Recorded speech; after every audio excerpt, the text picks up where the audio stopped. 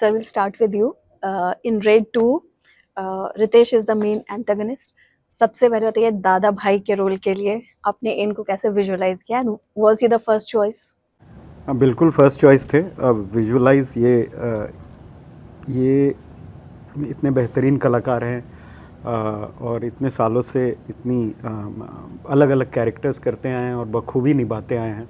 मुझे भी मौका मिला इनके साथ काम करने का. पहले एक सीरीज़ है जो हमने लास्ट ईयर की थी, और उसी समय मुझे इतना मज़ा आया इनके साथ काम करने में कि मैंने डिसाइड किया था कि अगर आगे कभी जाके मौका मिलेगा तो मैं इनके साथ फिर से काम करना चाहूँगा. और जब रेड 2 की स्क्रिप्ट कंप्लीट हुई और जब दादा भाई का कैरेक्टर फ्लैश आउट होके आ गया, तो मुझे लगा इससे बेहतर मौका नहीं हो सकता रितेश जी के साथ काम करने का. तो मैंने इनको ये कैरेक्टर पिच किया.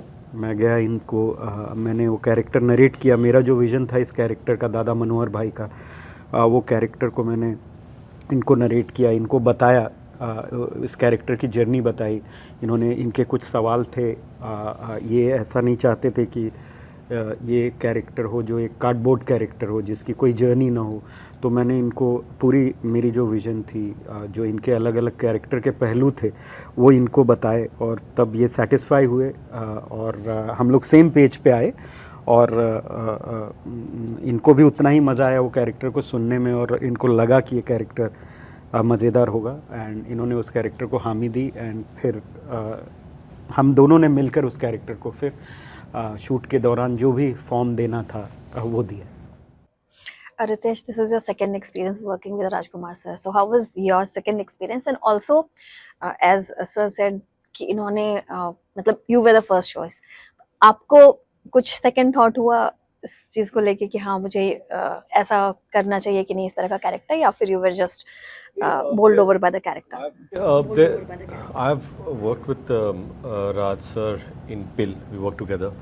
There's immense amount of respect towards him even before I worked with him because of the kind of work he has done. और एक ऐसे डायरेक्टर थे जिनके साथ मुझे काम करने की इच्छा थी, चाहत थी, पर कभी मौका नहीं मिला था. जब पिल में पहली बार इन्होंने मुझे ऑफ़र किया तब मैंने हाँ कर दी, because I wanted to work with him. और वो एक्सपीरियंस मेरे लिए बहुत ही एनरिचिंग रहा. As an actor, as a person, we became friends. तो उसके बाद जब उन्होंने मुझे रेड ऑफ़र की तो मुझे पता था कि unless and until it meant something to him, he would never offer me that. और भले ही वो एंटागनिस्ट था, I was very excited to play it, क्योंकि इनके एंटागनिस्ट की भी एक कहानी होती है. ये सिर्फ सुपरफिशियल लेवल पर कैरेक्टर्स नहीं बनाते, वो लेयर्ड होते हैं, उनकी अपनी एक जर्नी होती है. तो मेरे लिए दादा भाई की एक जर्नी है इस फिल्म में जो लेयर्ड है. जब आप फिल्म देखेंगे तो आपको शायद वो बात समझ में आई जो मैं आप कहना चाहता हूँ कि इस इंसान की एक जर्नी है, इंसान का एक ठहराव है, the way he goes. And like Raj sir said कि इनके जहन में जिस तरह का किरदार था वही पर्दे पर लाने की कोशिश की है. Do you think this line between hero and antagonist is totally gone now? Because all the lead actors, of the Hindi cinema, Bollywood, they are also playing, in one film they are playing hero, in the other they are playing. More than hero and villain, na, it's about the character. ठीक है, अभी क्या होता है कि कहानी तभी बनती है कि जब मामला टक्कर का हो, और टक्कर देने के लिए आपको दोनों किरदार भारी रखने पड़ते हैं. बहुत बार ऐसा होता है कि हीरो को अगर बड़ा बनना है तो विलन को एंड तक हावी रहना पड़ता है. देन क्या होता है कि स्पीड ब्रेकर पर आप एक कदम लेकर चढ़ जाए, उसमें थोड़ी मज़ा है. बात तब है जब आप माउंट एवरेस्ट पे चढ़ोगे. सो दैट इज़, जितना जो वो जर्नी प्रोटैगनिस्ट के लिए टफ होगी उतना ऑडियंस के लिए मज़ा आएगा. नहीं यार, अभी इसको नीचे गिरा दो, तो उतना विलन आपको बड़ा बनाना पड़ता है. So even to play that antagonist at that fierce level is wonderful. And also, do you think the time, this is for both of you, the time has come again when the villains or the antagonists, they are perceived as larger than life, because जिस तरह से बॉबी देओल को animal में मतलब वो छा गए बिल्कुल. And it used to happen in 70s 80s when Gabbar Singh you know, he was talked more than hero as far as I remember. Matlab, my parents, they used to talk about him. No, I'll tell you what. I'll take it ahead. Every film where the hero has become big is largely because the villain were interesting. Without an interesting villain, heroes will never be remembered. And it's not because it's the hurdle that they have to cross. अगर mister India क्योंकि मोगैम्बो है वहाँ पर, अगर सड़क में you have Maharani तो then you have Sanjay Dutt character, because you have to cross that hurdle. वरना उसमें मतलब रेड 1 आपको इसलिए अच्छी लगी क्योंकि सौरभ शुक्ला जी ने माइंड ब्लोइंग काम किया था, तो यू न्यू करे समथिंग इंटरेस्टिंग, कुछ तो बात बनेगी. So it's very important that see antagonist का रोल बड़ा है छोटा है उसमें फ़र्क नहीं पड़ता, बट कितने इंट्रीगिंग तरीके से आप दिखाते हो वो ज़रूरी है. इट्स नॉट के बहुत पहले बनते थे, तब से बनते आ रहे हैं, अब तक बनेंगे, इसके आगे भी बनते रहेंगे. ये बात अलग है कि every good film will have a hurdle, will have a villain, and that will always be there. So this story is again about raid. आपकी पहली फिल्म में तो आप do you think that audience will, because obviously this is about another raid, but है तो कहानी उसी line पे, तो आपको ऐसा लगता है कि audience will see a similarity to the previous one? No देखिए दोनों कहानी अलग कहानी है. ऑफ कोर्स जैसा कि आपने कहा कि सिमिलैरिटी होनी भी चाहिए. अगर ये रेड है तो ये title itself suggest it's raid, so there you can't escape that. And इसी रेड की ही ये दूसरी पार्ट है, तो one can't escape that. But कहानी बिल्कुल अलग है. अगर आप पहली रेड देखें तो वो एक अलग कहानी थी. जब आप दूसरी ये रेड 2 देखेंगे तो वो एक अलग कहानी आपको दिखेगी. रेड 1 में एक घर में रेड होता था और घर के अंदर कहाँ कहाँ पैसे छुपाए हैं वहाँ देखने को मिलते थे कि अच्छा यहाँ भी छुपाया जा सकता है, यहाँ भी. तो एक पूरा प्रोसेस था. इसमें उसके बियॉन्ड भी हम गए हैं. लोग घर के अंदर तो पैसा छुपाते ही हैं, अगर घर के अंदर नहीं छुपाते हैं तो बाहर कहाँ छुपाते हैं, कैसे छुपाते हैं, किस तरीके से चीज़ें अनरेवल करनी पड़ती हैं, किस तरीके से लोग इतने स्मार्ट होते हैं. जैसे कि अभी जिस विषय में आप बात कर रही थी कि प्रोटैगनिस्ट और एंटागनिस्ट जो हीरो विलेन हुआ करते थे, आई थिंक कहीं ना कहीं ये बात वो भी थी कि जो कोई भी फिल्म में, चाहे तभी के से अभी तक जैसा ये बोल रहे थे या आगे तक, अनलेस एंड अनटिल आपके विलेन या हीरो दोनों कैरेक्टर हों, और इसमें ये ज़रूरी नहीं कि वो लार्जर देन लाइफ हो, लेकिन उनके कैरेक्टर को किस तरीके से दिखाया गया है, किस तरीके से उनको बनाया गया है और वो कैरेक्टर अगर आप याद रख सकें, जैसा कि इन्होंने कहा सौरभ शुक्ला को आप याद रखते थे, मोगैम्बो आप याद रखते थे, चाहे गब्बर सिंह आप याद रखते हैं, चाहे एनिमल का एग्जाम्पल ले ले आप याद रखते हैं, तो उसी तरह से हर वो कैरेक्टर को अगर आप याद रख सके, चाहे वो आपके प्रोटैगनिस्ट हो चाहे एंटागनिस्ट हो. बहुत पिक्चर में हीरो होते हैं लेकिन वो they don't leave an impression on you, but किसी कैरेक्टर फिल्म में एक छोटे से रोल में भी कोई they leave a lasting impression on you. तो कहीं ना कहीं फिल्म मेकिंग में जो कहते हैं कि इट्स अबाउट मोमेंट्स, मतलब अगर एक किरदार को आपने 5 मोमेंट्स भी दे दिए या 2 मोमेंट्स में भी वो किरदार उस हिसाब से सीन उड़ाकर ले गए तो वो हमेशा आपको याद रखते हैं. तो उसी तरीके से रेड में भी अगर पहली रेड देखें तो उसमें कैरेक्टर्स थे, इस रेड में भी कैरेक्टर्स हैं, अलग अलग कैरेक्टर्स हैं, उनकी जर्नी अलग है.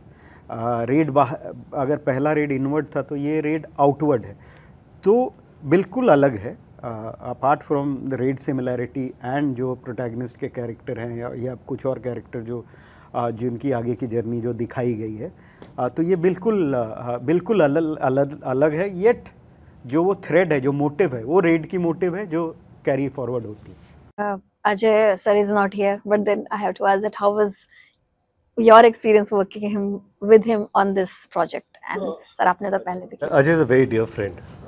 मैंने उनके साथ मेरी पहली फिल्म थी मस्ती, उससे 1 साल पहले मैं उनसे मिला था. वी बिकेम फ्रेंड्स और उसके बाद 3 फिल्मों में काम कर चुका हूँ, ये 4थी है, इसके बाद धमाल 5वीं भी कर रहा हूँ. तो हमारी दोस्ती है, बट ये पहली बार है कि फेस ऑफ हो रहा है. और जब आपके सामने इतने अच्छे कलाकार होते हैं, एक्टर, इट बिकम्स इवन क्या बोलते हैं उसको, challenging for me as an actor to give my best. और कभी कभी ऐसा लगता है कि जब सामने अच्छा एक्टर हो, अच्छी तरह दे रहा है, तो आपसे भी अच्छी एक्टिंग अपने आप होने लगती है, because you are trying to get the scene together. And when you have Raj sir's direction there, nuances कैसे करेक्ट होने चाहिए, उनको जब तक कोई भी चीज़ परफेक्ट नहीं लगती या उनको लगता है कि यार मेरे हिसाब से नहीं मिला, तब तक वो कट नहीं बोलते, तब तक बोलते वन मोर करते रहेंगे. तो and I am glad that we have people who are so passionate about the work that they're doing. You are born and brought up in a political family, so was it slightly easier for you to have that kind of body language and clothes and all? So yes, Yeah, clothes probably, yeah. I have worn this probably I can throughout see my your life. father's reflection. Oh, you do. So Your face, अगर सिर्फ मैं face चेहरा जी, देखूं जी. तो हाँ.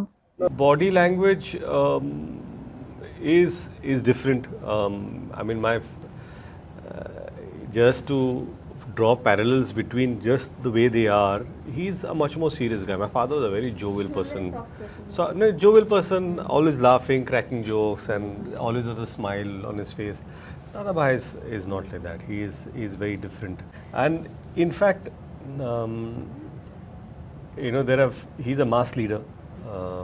At a very young age, he mid-40s, he has the command over his constituency and people around the state, and he's a central leader, a big ministry like a railway minister, that kind of a minister he is. Or he is someone who yields a lot of power. तो एक body language है, एक स्वभाव है, एक swag है उसका. तो बहुत सारे इर्द गिर्द जो नेता होते हैं, किसी में कुछ अच्छाई है, किसी में कुछ क्वालिटी है, तो एक एक धागा वहाँ से लिया है to just make Dada Bhai. But Dada Bhai is his own personality. So since we have seen first raid, now this is about a raid that happens in exterior. Third red, फिर क्योंकि ये multiple red है, तो फिर I am sure कि आपके दिमाग में मतलब रेड 3 की भी कहानी कुछ ना कुछ होगी. नहीं, बिल्कुल नहीं. अभी जैसा कि मैंने कहा कि पहली रेड जब बनाई थी तो पता नहीं था सेकंड बनेगी नहीं बनेगी. फर्स्ट तो आप कोई भी फिल्म बनाते हैं तो वो इस तरीके से होती है कि आपने कुछ बनाया है and you give it to the audience to see whether they like it और नॉट.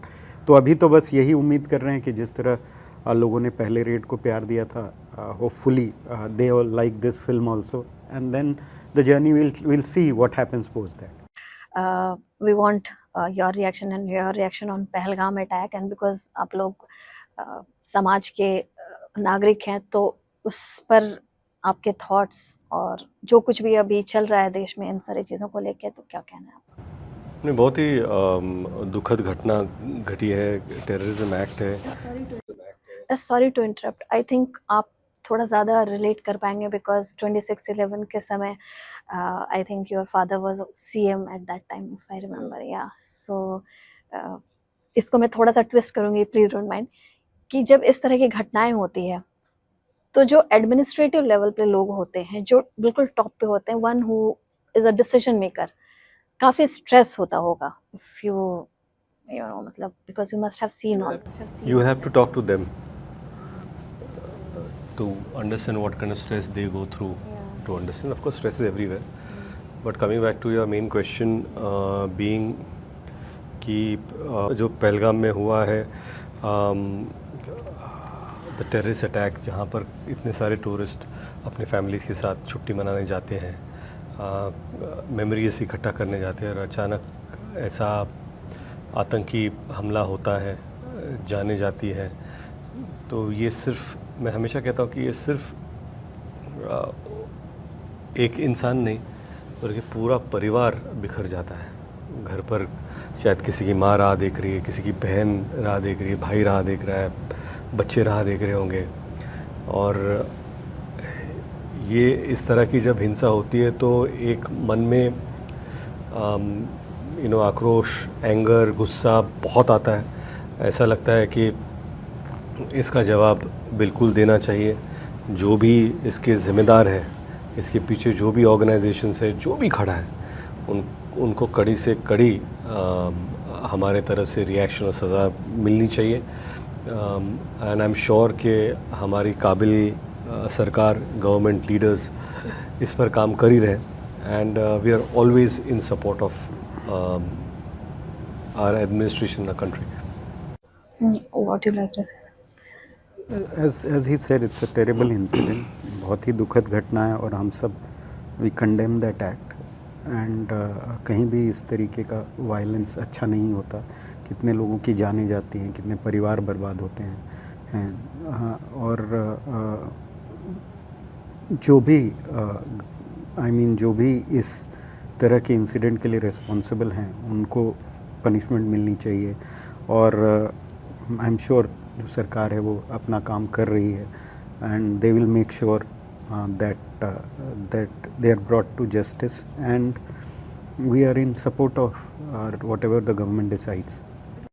But ये सोशल मीडिया पे जो इतना कुछ मतलब chaos चलता है इस सारी चीज़ों को लेके, you think there should be some control over it? Like कई बार चीज़ें out of hand हो जाती हैं इन सारी चीज़ों. मीडिया को भी देखना चाहिए. It's all our responsibility to make sure that we are able to control chaos and not fuel it. It's a collective responsibility.